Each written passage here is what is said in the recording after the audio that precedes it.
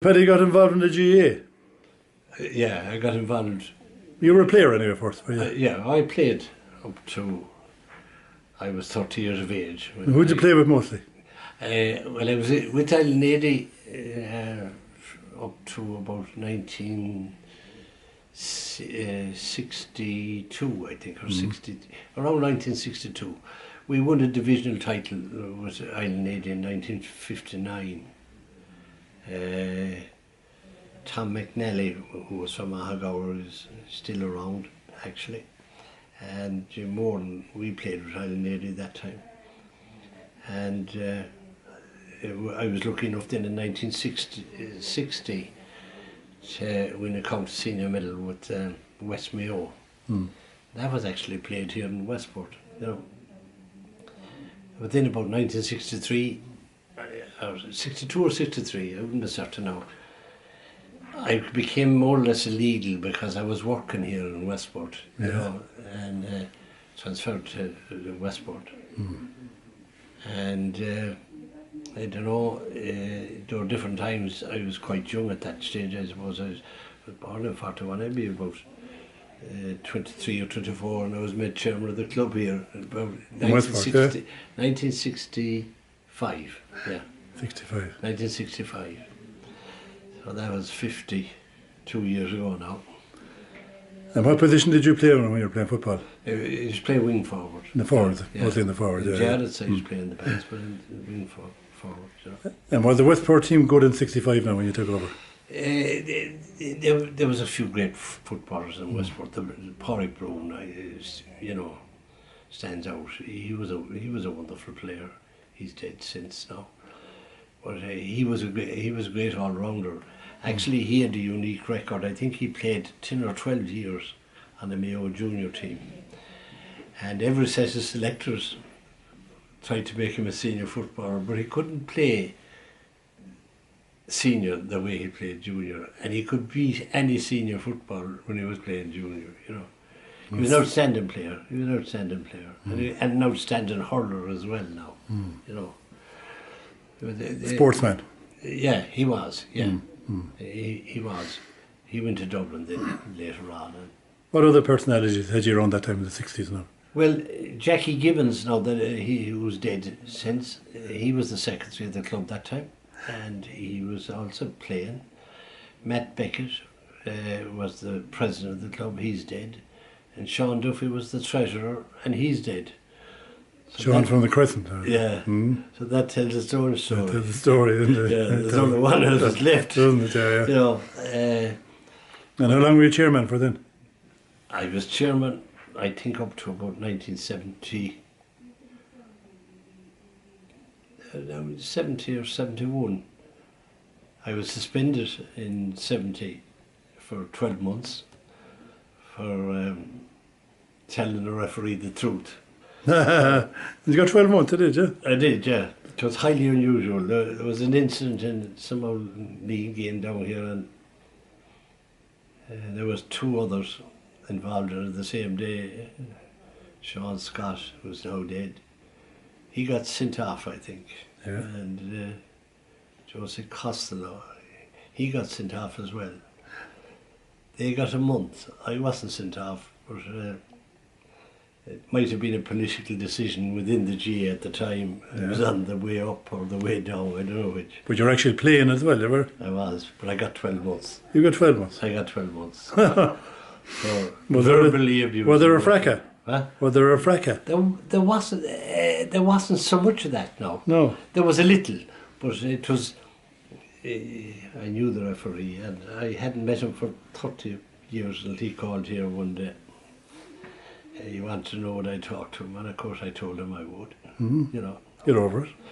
Get over it and forget it. Yeah. Well, I think it was the right time for me to go as well. You know, it might be 71 now. I think I was 30 at the time, so I never played football afterwards. But I got involved straight away. I was underage and locally, yeah.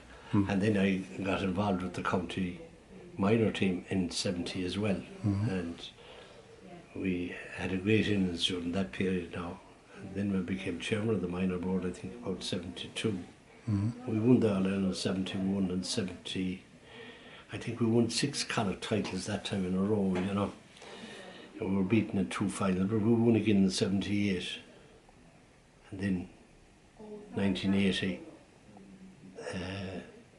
I became chairman of the county board. That for 8 years more. And that year I went to the Central Council and served 23 years. 23 years. Yeah. And I suppose I'd be still there, but this 5-year rule came in at that stage. Okay, you know. right. But yeah, my whole life was involved in the GA. And what was it like in the Central Council now? Well, in Central Council, there were some great characters on Central Council. And there were people who could debate rules without falling out with one another. And there were some tough times. It was the time during that period Croke Park was developed. And during that period we also allowed the soccer and rugby into Croke Park. And that caused a certain amount of debate. But there were some great people on it, you know. And what did you think of that? Along the foreign games in at the time, yeah? No, I was quite happy about it. You because were for it, yeah? I was, actually. I was.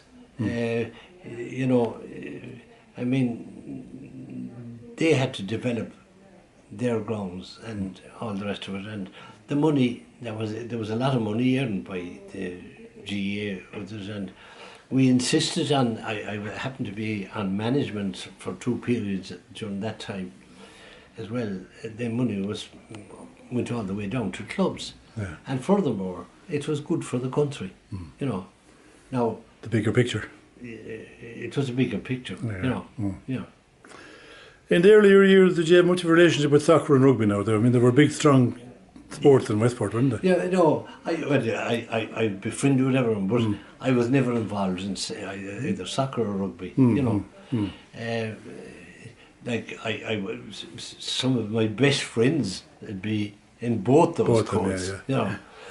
And, well, during that period, when they were in Croke Park, I used to be able to give my 2 AC tickets to the soccer lads here, which I did, you know, and I did likewise with the rugby ones, because I thought it'd be a waste for me sitting in a seat taken from people who were dedicated to the game and I knew nothing about it. You know. You were your own for the band that time? I was, yeah. I remember a big debate in the town hall in Westport, because the GA had a room in there that time, and it was known as the GA room, but I remember even the reporters coming in, Martha Corrie, and them coming in and getting involved in it. And there wasn't, you see, the media made more of the arguments than the actual arguments itself. Well, that's their job. Yeah, that was their job. That's their job. Absolutely. I don't blame them for it. But there was debate, and there was a man that time called Tom Wolfe, and he had a connection here in Westport, and Father Leo Moran, and they used to debate through the media, and both of them were Father Leo Moran's argument was, while the rule is there, I'll abide by it, but if you change it, I'll also support it. You know? It had outlived itself, hadn't it? Oh, it certainly had. It certainly had, you know. I mean, the association didn't go down the drain after it went away. Not at all. No. It was one of the better decisions, I think, that was made, you know. It made people sit up. There was reasons, you know, with the older people. Like, there was... Well, there plenty of reasons long ago, Yeah, like, this club here suffered a lot during the early years, the 15s, 16s, up to 21 or 22. As you know, there was 16 or 17 people arrested here, and practically all of them were GA players. And see, Joseph McBride that time was credited with bringing the first hurdles across the Shannon, but he might have brought them for a different purpose. Maybe they were used for a different purpose. You know.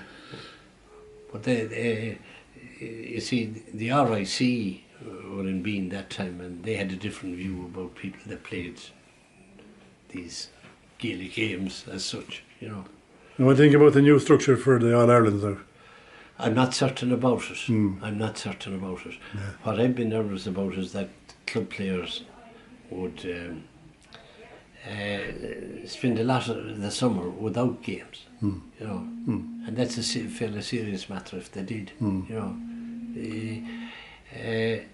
Having said that, I suppose different things has to be tried. Yeah. And It's experimental anyway, isn't it? It's experimental.